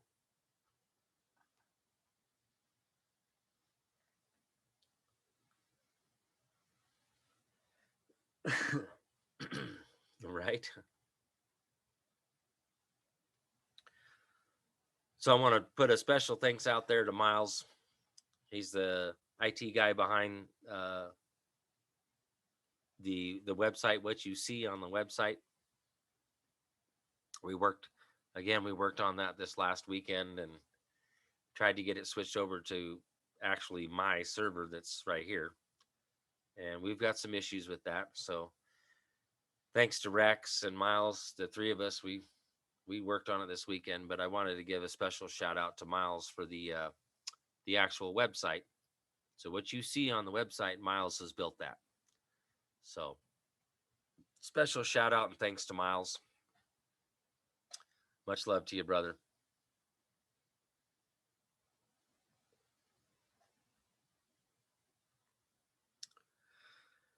I'm gonna try and figure something out for the video over there. but the audio is it's just garbage. I'm gonna have to figure something else out for audio at the office when I record these. So um, I mean, you almost can't even hear any. All you hear is fuzz, and I think it's picking something up. I think the microphone is like going into extended mode or whatever, and trying to pick up what it can, so it just picks up the pink noise. But all right, so thank you all for being here. Thanks for wanting to learn. I know this can be a little boring at times, but you know you're here, and I thank you for being here and your willingness to join in and learn and hang out. All right. So on that note, I hope everybody has a wonderful week and a next holiday weekend, Memorial Weekend. Want to thank all of our fellow servants. Thanks for their service, those alive and dead. But Memorial Weekend is about remembering. So thanks to Grandpa and my dad. God rest their souls. So much love, everybody. Thank you all for being here, and probably won't see you until at the earliest Monday next week. Okay, and I mean as in a week from Monday. All right. If not, Wednesday night in the Wednesday night workshop for Patreon the following. So that'll be like what, the 2nd, June 2nd. All right. So much love, everybody. Have a wonderful night, and we'll see you next week.